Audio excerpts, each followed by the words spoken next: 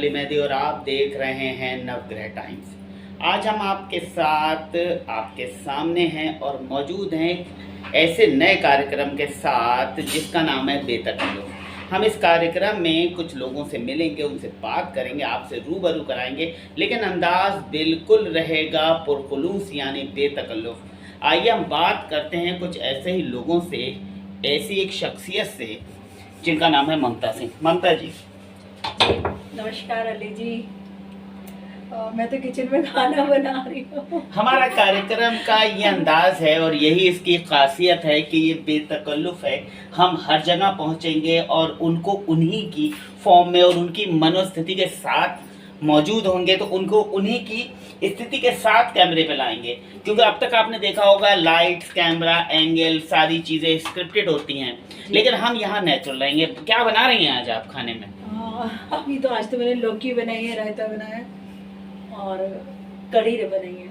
कढ़ी रायता, हल्का खाना, स्वादिष्ट खाना और पारंपरिक खाना। अच्छा ममता जी, आप एनजीओ चलाती हैं? हाँ जी।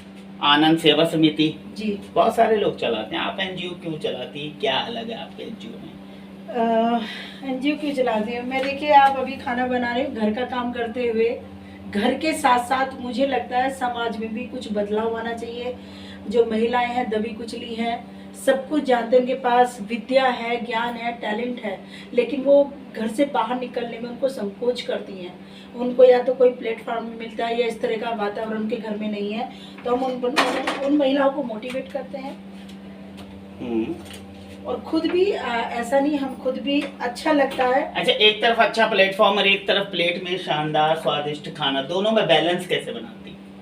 मैं सबसे पहले तो देखिए, हम महिलाओं के लिए क्या आता है, अपने घर परिवार को, गृहस्थी को सही से देखते हुए, जब हमारे पास जो समय मिलेगा, हम न्यूज टीवी वगैरह कम देखते हैं। उस जो मतलब हम सीरियल वगैरह देखते थे और न्यूज वगैरह देखते थे, टीवी देखते थे या हम एसी में लेटते थे, हमने वो समय अपना समाज के लिए निकाला है। ऐसा नहीं, सुबह शाम हम भी खाना बनाते हैं, नाश्ता बनाते हैं, बच्चों को भेजते हैं, कपड़े धोते हैं, जो भी हमारा गृहस्थी का काम एक महिलाओं के लिए होता है, बेसिक काम होता है, वो रोज करते हैं।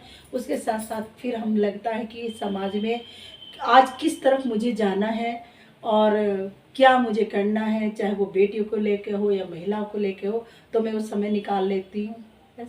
देखिए, आप गरम गरम रोटी तवे पर, लेकिन रोटी बहुत महंगी हो गई। देखिए, गैस है, गैस पर रोटियां बन रही हैं, लेकिन गैस भी बहुत महंगी हो गई।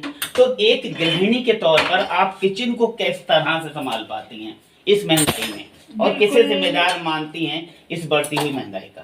बढ़ती महंगाई का देखिए, जिम्मेदार जनता तो नहीं है, एटलीस्ट जनता तो नहीं है, तो ये तो सरकार का जिम्मेदारी बैठती है कि कहाँ कितना, मतलब किस चीज़ में कितना दाम बढ़ा है, कितना नहीं।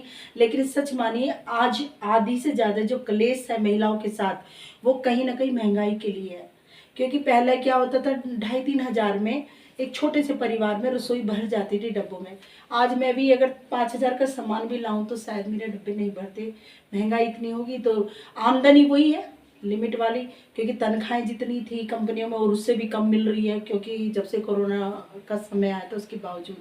तो इसलिए घरों में क्या करता है, महिला क्या है, तो वो तो पति को ही बोलेगी, जो घर में बेटा कमाने वाला उसको ही बोलेगी कि आप सामान लाओ, लिस्ट दो बना के कि महीने का जो सामान आता है। तो उसमें बहुत ज़्यादा क्लेशबाजी हो गई। तो यानी कहीं ना कहीं घरेलू हिंसा भी महंगाई के चक्कर में बढ़ रही है। हाँ जी, हाँ जी। ममता जी, बेटियां कितनी सुरक्षित हैं, बेटियां कितना पढ़ रही हैं, बेटियां कितना बढ़ रही हैं देश में? मैं क्या बोलूँ, बहुत ही मतलब शर्म आ रही है मुझे कहने में। हम लोग, यानी हम, चाहे वो बेटियां हों या हम महिलाएं हों, कहीं कोई सुरक्षित नहीं है। लेकिन जब हमने सरकार अपनी बनाई थी, हमने चुनी थी, तो हम बड़े ही उत्साहित से इस चीज़ के लिए कि एटलीस्ट हमें हमारा हक मिलेगा। हम स्वतंत्र भारत की स्वतंत्र नारी होके एक अच्छे टाइम, किसी भी टाइम हम कुछ भी लेने जा सकते हैं और कहीं भी। लेकिन मुझे लग रहा कि जो हमारी सोच थी वो बहुत दूर हो गई है, और वही ढाक के बात। देखिए, केंद्र सरकार और प्रदेश सरकार सहित अन्य सभी सरकारें, अन्य राज्यों की सरकारें चीख के कर रही हैं कि देश में बेटियां सुरक्षित हैं, बेटियां चैन से रह रही हैं, बेटियां पढ़ रही हैं, बेटियां बढ़ रही हैं। तो आप कह रहे हैं कि सुरक्षित नहीं है, तो इसमें अली जी, आप न्यूज़ चैनल देख देख के मैं मतलब आप देखिए अप्रैल से और अब तक की न्यूज़ चैनल में आप देख रहे हैं हमारे देश की बेटियां जिन्होंने देश को गौरव से मान सम्मान बढ़ाया है, जो तिरंगे के लिए जीती हैं और यहाँ अपने देश में नहीं विदेशों में जाके उन्होंने पंचम अंतर्राष्ट्रीय स्तर पर उन्होंने वो किया है। उसके बावजूद वो बेटियां सुरक्षित नहीं, वो क्या हम न्याय मांग रही है अपने लिए कि हमारे साथ कुछ गलत हुआ है, उस गलत के लिए वो न्याय मांग रही है। जंतर मंतर पे आपने देखा ही क्या हाल हुआ उन बेटियों के साथ मतलब कहाँ उनको हम सिर पे रखना चाहिए था और उन्हें जूतों से उनके मुंह को कुचल रहे हैं। तो ये आप बताइए बेटियां कैसे सुरक्षित है?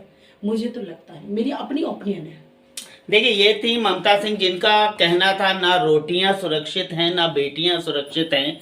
किचन में हम थे साथ में ममता सिंह जी के, हमने पूरी तरह से ईमानदारी से उनका पक्ष जाना और निश्चित रूप से आपके अपने इस चैनल पे आपका पक्ष भी इसी बेबाक तरीके से रखा जाएगा, इसी वास्तविकता के साथ रखा जाएगा। आप हमारा खैर मकदम करिए, हम कभी भी कहीं भी आपके साथ आपके पास पहुंचेंगे और एक नई शख्सियत से आपको रूबरू कराएंगे। जब तक के लिए हमें इजाज़त दीजिए और देखते रहिए नवग्रह टाइम्स।